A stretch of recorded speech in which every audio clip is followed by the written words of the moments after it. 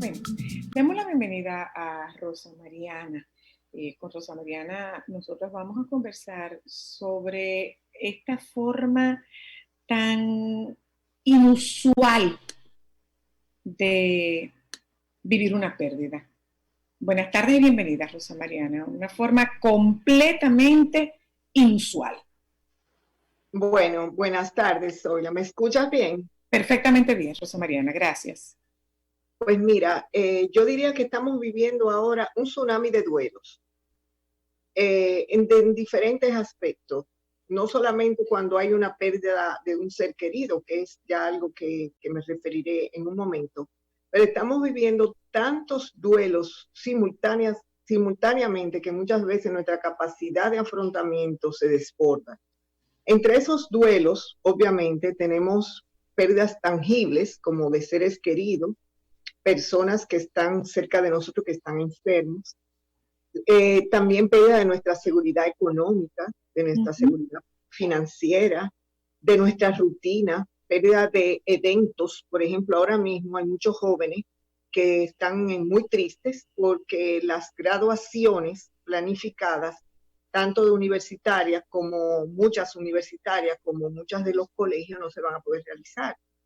Que tú sabes que las graduaciones son rituales también. Claro. Y también tenemos, entre muchas otras más, pero tenemos también las pérdidas intangibles que se mezclan con las tangibles. Eso es una pérdida de seguridad, de la identidad, de quién soy yo, quién voy a ser de ahora en adelante, de la autoestima inclusive. Si tú sumas toda la carga emocional, recordando que los duelos se viven desde un aspecto físico, emocional, cognitivo, conductual, espiritual. Si sumamos a todo esto el enfrentar ya una pérdida de un ser querido que fallece por COVID, con el cual no pudimos estar en los últimos momentos, no pudimos acompañarlo, no nos pudimos despedir, no pudimos decirle algo que necesita, ni esa persona pudo decirnos algo. Es algo muy traumático, se vuelve un duelo traumático. Entonces, no podemos quedarnos esperando a que todo esto se normalice, que no sabemos cuándo va a ser, para realizar el ritual de despedida que esa persona merecía y que nosotros como dolientes merecemos también para nuestro proceso de duelo. Entonces, ¿qué se está recomendando? Algo que tenemos que utilizar nuestra creatividad como terapeuta y también aunado a las creencias y idiosincrasia de cada familia, porque tenemos familias diferentes, familias católicas, familias creyentes, familias que no tienen ningún tipo de afiliación religioso ni espiritual. Entonces tenemos que utilizar un poquito esa identidad de esas familias para sugerirles formas de hacer ese ritual. De no hacer, si ya lo estamos viendo, hay personas, yo tengo ambos casos, personas que todavía no han podido hacer un cierto ritual de despedida y personas que sí lo han hecho. Y veo una gran diferencia en su, vamos a decir, carga emocional, que es diferente. Entonces, además de esos rituales colectivos, que serían muchos tipos, podrían reunirse grupos de familia y hasta grupos de amigos cercanos en una plataforma como esta, y pueden hacer, bueno, cada uno puede leer algo, si quieren también pueden tener una especie de liturgia, una especie con un sacerdote que haga unas lecturas, por ejemplo. Eso ha sido muy reconfortante, sobre todo si ese sacerdote o diácono conocía al ser querido fallecido. Eso puede ayudar muchísimo. También se pueden hacer rituales individuales, que eso cada quien le sugiero que lo trabaje de acuerdo como es. ¿Cuáles son esos rituales individuales? Puede hacer tener una especie de como de despedida que no pudo tener. Puede ser hacerlo escribiéndolo, puede hacerlo como si estuviera hablando con la persona. Eso no es una recomendación que vaya a afectar la salud mental de nadie. Puede hacerse también con el grupo íntimo de, vamos a decir, los hijos, eh, o también si quieren unir a través de las redes sociales, sea abrir un chat o por el mismo Facebook, escribir, hacer como una conmemoración de ese ser querido y escribir anécdotas, escribir pensamientos, reflexiones, cosas que me hubiera gustado decirle, cosas que viví, o sea, cosas cortas, pero entendiendo siempre, respetando la voluntad de los dolientes principales. O sea, tú no puedes, tú, como amiga de alguien que falleció, tú por tu cuenta, abrir una página de Facebook sin consultarlo.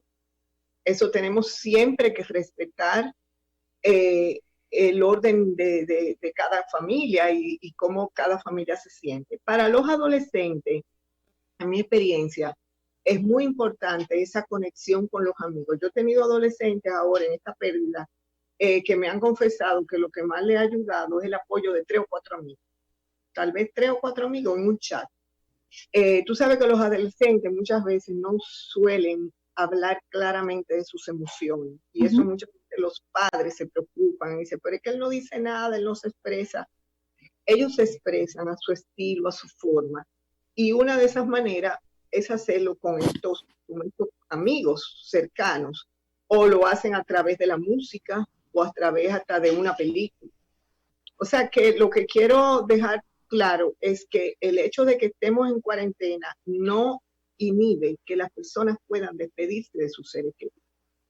Hay una cosa, Rosa Mariana, y me gustaría que habláramos de lo que se puede presentar, de esta carga de emociones y sentimientos que se puede presentar.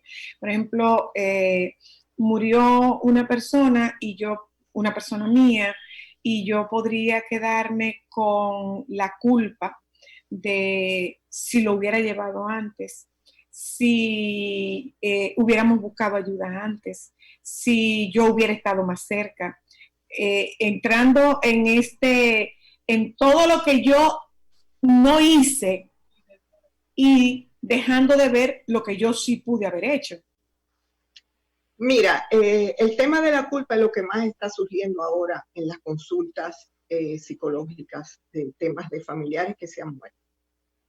Yo diría que dentro de los sentimientos que más afloran es, aparte de la tristeza, ¿verdad? Y la ausencia, es la culpa.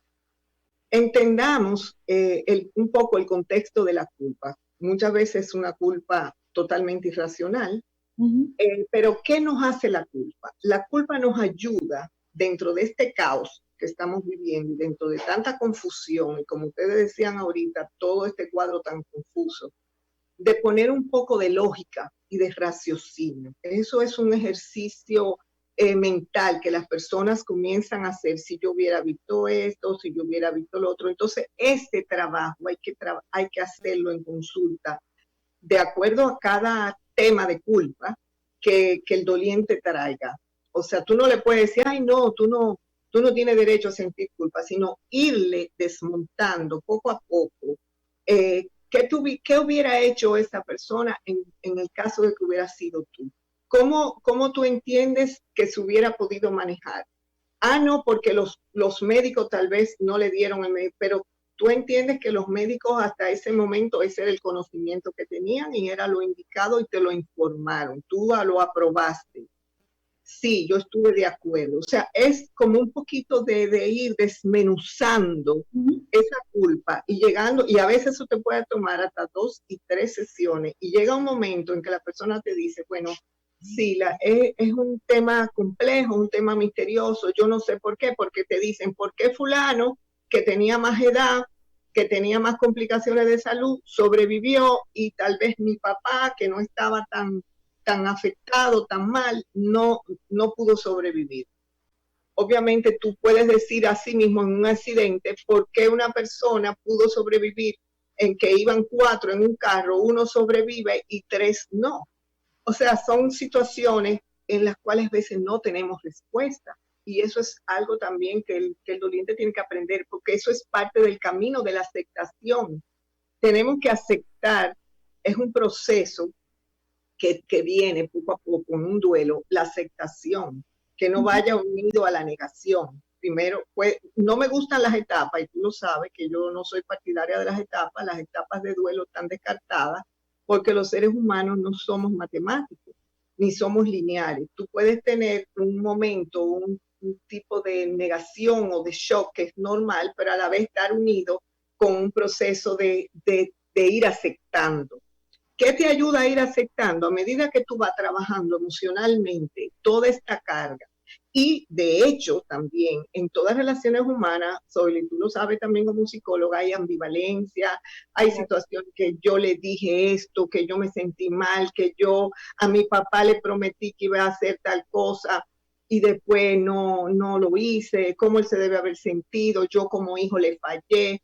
Entonces tenemos toda esa carga de querer ser perfecto y de querer tener relaciones perfectas. Y ahí va mucho lo que estamos trabajando ahora, que es la terapia de compasión. O sea, tú tienes que tener autocompasión contigo mismo, y eso va ligado mucho también, Sola, al tema de la productividad. Yo conozco muchas ejecutivas bancarias que me dicen, y ejecutivas de empresas que me dicen, conchole, yo tengo un bombardeo de que yo tengo que aprovechar este tiempo, que además de mi trabajo y ser ama de casa y ser mamá de familia, yo tengo que estar haciendo un curso, estudiando algo, porque tengo que aprovechar este tiempo. Tenemos que tener autocompasión por nosotros, compasión por los demás. En una misma familia, tú puedes estar viviendo el duelo de una forma que te específica y te molesta como el otro lo está viviendo. Entonces tú tienes que entender que el otro está haciendo lo que puede dentro de sus recursos. Claro.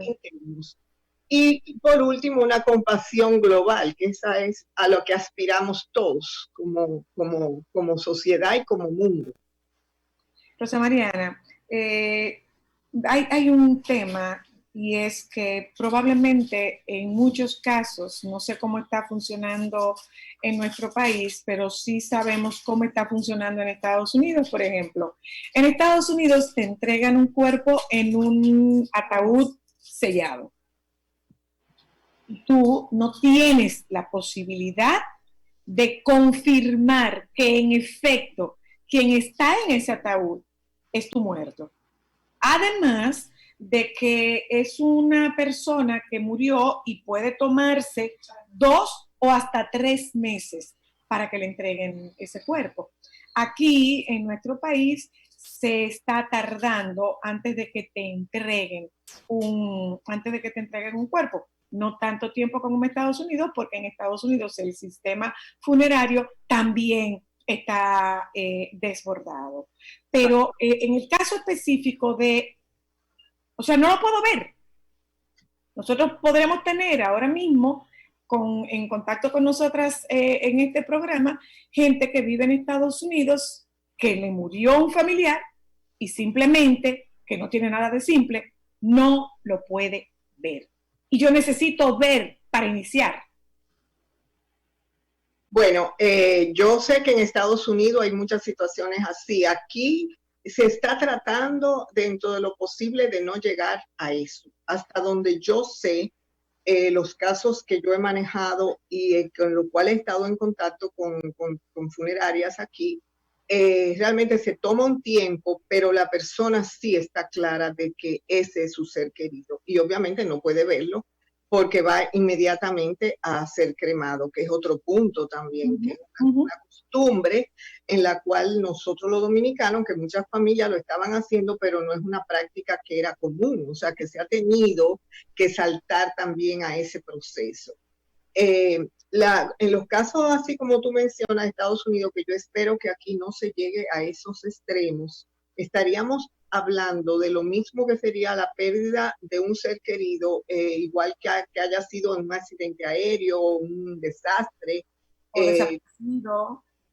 O sea, como ese protocolo que se tendría que seguir sería prácticamente lo mismo, tendría que hacerse casi un ritual simbólico totalmente, porque decía hace un momento que se están haciendo esos rituales particulares, saben que esas cenizas están en un sitio esperando que se pueda hacer ese memorial. Pero estos casos que tú dices, no hay esa ceniza, no hay ese cuerpo. Entonces, la despedida es más compleja, que se tiene que hacer a un nivel más simbólico, y va a exigir mucho más de la familia y de los dos. Rosa Mariana, yo voy a ir un momento a publicidad. Nosotros, si me lo permites, vamos a incorporar a Dean Arredondo a esta conversación porque definitivamente el tema de los rituales funerarios es completamente diferente hoy en día. De hecho, tú quisieras que te acompañara tanta gente o X persona y por un tema de restricción sanitaria, esa persona no puede estar a tu lado. Vamos a incorporar a Dean a esta conversación, nos vamos un momento a publicidad y por supuesto, si ustedes lo permiten, pues abrimos el teléfono. Si ustedes en casa tienen algún cuestionamiento sobre este tema, siéntense libres de hacerlo cuando regresemos. Ya volvemos. Solo para mujeres, Sol 106.5, la más interactiva. Una emisora